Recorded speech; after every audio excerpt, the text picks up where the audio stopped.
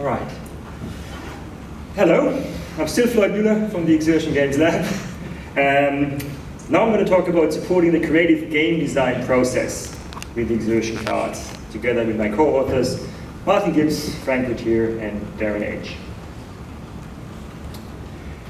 I'll start off the talk with a brief overview of Exertion history, how we got excited about Exertion games. You heard enough about the benefits and the opportunities now. We supported this with a couple of designs in the past, and then an Exertion framework that we presented in order to analyze and understand the Exertion experiences. What I'm going to present then is, and this is the main contribution of this work, is a set of Exertion cards to facilitate the design of these experiences. So you all know the Kinect, the Wii, but we also developed our own games that you were able to try out at CHI, at TEI. We did table tennis for 3. We did hanging off a bar that you hopefully tried out at Interactivity at the last CHI. And then we presented the Exertion framework. It's a framework that, I'll give you a quick recap of it. It proposes that there are 4 lenses at which you can look at the exerting body. Let's start with the inner one. The inner one is the responding body, so how your body responds to exertion. Heart rate monitors are really a good example for that. Then there is the moving body, how your body limbs move in relation to your other body limbs. That's the moving body. The Kinect focuses on that. The next lens is the sensing body, how your body acts on and reacts to objects like balls, but also the environment. And the relating body, how your exerting body relates to other bodies. And we presented at a CHI together with a set of themes that you should think of when you go through each of these lenses. And we presented that at CHI, and people told us that they remember this because they remembered that we threw a ball in the audience and let people exert themselves. So they had the moving body going on right here because they were exerting themselves. And there was also the sensing body because it hit the session chair on the head. And then when she decided to actually pick it up and throw the ball back into the audience, you also have the relating body because she hit the person in the front row right in the face. So this is what people apparently remembered from that talk.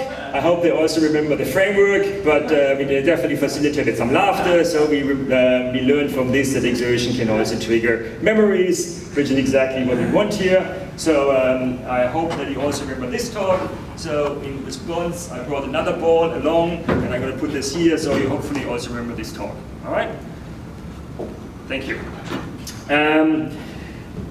The framework we use a lot in our writing. If you just look at the papers we did this year, they all kind of engage with that framework in some way or the other. So we are really happy about that, and other people seem to find this framework also useful. However, what we think we can do better is actually using that framework during the design process more. So we set ourselves the task of turning this academic framework into design cards. Why design cards? Well, design cards are very good because you allow spatial reconfigurability, it allows you to share them.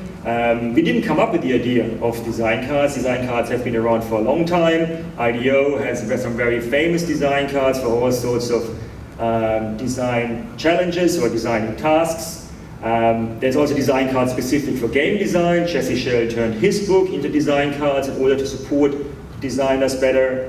From this community, Eva Honecker turned her tangibles framework into design cards to support designers. So we thought we were going to do the same. So what we did is we turned our framework into Exertion cards. This is it. It's a set of cards, postcard sizes. You can download them from exertiongameslab.org. They're all free for you to use and are meant to be an aid for you when you design exertion games.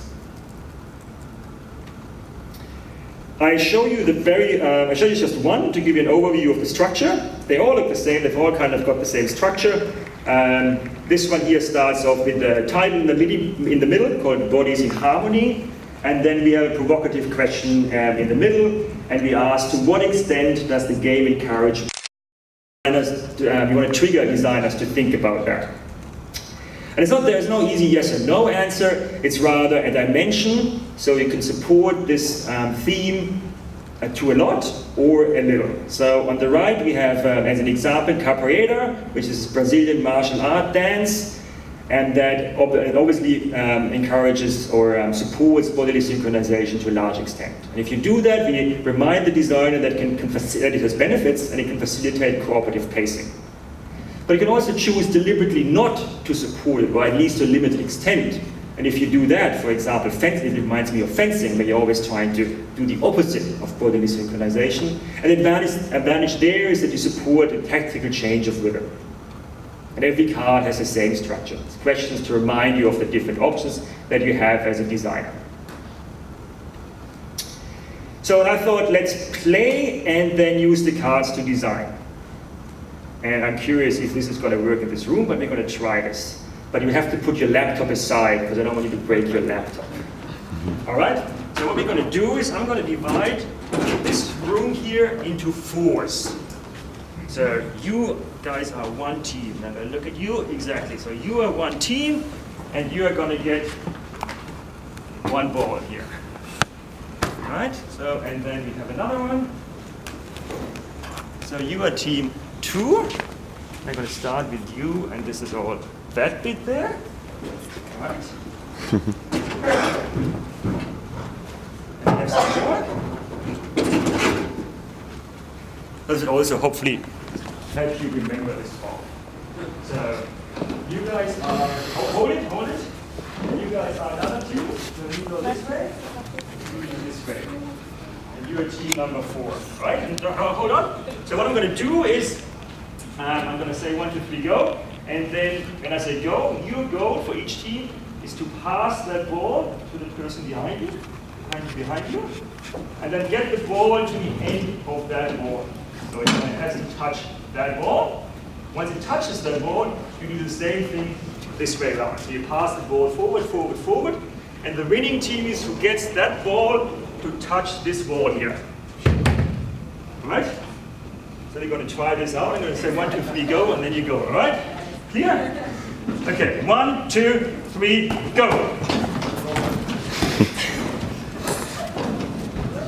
Okay. Yellow, pink is in front now. Orange are heading up. Orange is probably going to touch the ball first. Okay. 1, pink first, white second. And has to touch this ball there. Almost. All right. Good one. Well played. We have a winner. Thank you. Give yourself all a hand, please. Thank you. So the winning ball was this one. You can all keep the balls. That's your first prize. So this one was your team, right? Well done. And here you can all reward you. And this is also very fitting with the health theme of Exertion Games. Next time we balance that better. Okay, so one thing, so you all play this physical game now, right? And one thing you can do with these Exertion cards is using it to augment the technology. It's not the only thing you can do with it, but I thought let's focus on this because it's a very physical game, and let's try to augment the technology now with the cards. And previously I assigned each ball to a card, and this one was not this card, this card was this ball. So we're going to now augment your game with your card because you are the winners. This one is movement variety. And here the designer should ask, so you as a designer should now ask yourself, to what extent can players explore the many ways of movement? If you want to support this to a large extent, you support expressing yourself or self-expression. Like ice skating, very much about self-expression. Think about, what can we do to support self-expression? Well, you obviously, found many ways of engaging with that ball. Some of you are passing it, some of you one hand, 2 hands, smashing it, running with it. You can put, for example, put a sensor in the ball that senses all these different movements and play a sound based on that, for example, to support that self-expression that you're doing there. right? So the card reminded you of an option that you have. But you can also look at the other end of the dimension and say, I want to support movement variety to a low degree. And that can, for example, facilitate the training of muscle memory or specific muscles. So you can say, we want to really not support movement variety a lot, therefore we want everybody to do the same movement. And you put sensors on people's arms, and if you all do that in sync, it might look very pretty, then you support the training of muscle memory. And that's another way of augmenting that same game. And hopefully these cards help you think about the different options that you have. And what we just did is pretty much exactly what we did with workshops, because we wanted to see how designers would use these cards. So we ran a whole bunch of workshops, over 15, with 134 designers, a number we are quite proud of. We had a whole bunch of students from different universities, from game design courses, as well as interaction design courses. But we also had professionals, practitioners from Microsoft. Some of them were involved in the early development of the Kinect, and people from Nokia who wanted to design exertion games for mobile phones. And we introduced them to the cards and then set them together in workshops that lasted almost a full day, and then studied if they use the cards and how. We videotaped them, we interviewed them afterwards, and the goal was not to create, of course, a fully fledged game, but rather a design sketch or a design prototype. So we had virtual border polo, we had a skipping game that had a sensor in the rope, and then we discussed with them afterwards, if and how they used the cards, and at which design decision they might have used the card, which triggered some ideas, what new ideas came about thanks to the cards. And then we analyzed that, and there were a couple of themes, a typical setting here, a couple of themes that came out very strongly. First one was the dimensions helped me come up with ideas. So the cards facilitated the ideation process, which we thought was nice. I used them to tweak my game ideas a lot. So it helped iterating design ideas as well. And I thought they were great because I had some sort of guide to structure my thoughts. It helped us to figure out what's really important about our game. So the design cards also facilitate structure of the game. Reflections of what we found and what we thought worked really well, and also the things that we think we can improve upon. First, we thought the workshop use of the cards was really good. We really thought we made the cards better and had more insights about the cards because of the workshops we did. We thought we could have not done that if we would have just done that in the lab or with a smaller amount of users. They really helped, even though of course it was a lot of work getting all these practitioners together. Turning the framework into design cards, we thought we also did quite well, or at least the workshop seemed to confirm that. However, in the beginning, of course, looked at trying to find literature that tells us how to turn a framework into design cards. And even though a couple of people have done that, nobody has seemed to really articulate and write down a structured approach how to do that. So there was a lot of black magic involved in how we did that. So I think we as a research community can also aid this process by coming up with a structured understanding of how to do this process from framework to cards. The other thought we had was we would have liked to have these cards more self-explanatory. In our workshops, of course, we were always present, so we were able to help with issues people might have with understanding the cards or clarification questions, which was fine because we were always there in the workshops. But we want to support also designers who don't know us and don't have us in the workshop. So making them self-explanatory there might help, but of course it's a compromise because with us being there, we were able to get into more detail. So this is also, of course, a trade-off. The take-home message here is turn your frameworks into design cards to support theory-driven design workshops. Why? Because we believe we can therefore help turning your academic theoretical thinking and make it more applicable to designers, which we think is really important.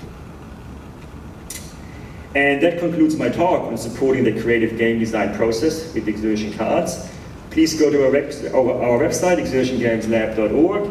You can download the cards, come up here. I've got a whole bunch of cards for you to take home. Please use them with your students, with your designers. You can also go to the website, print them out yourself. There's a version for your mobile phone, so you have them always available whenever you come up with a design process. Engage your students, any designers you know. And my name is Floyd Mueller, and that's the end of my talk. Thank you very much.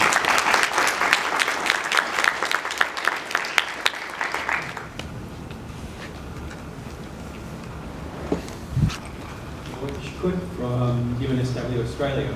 Floyd, I love your talk.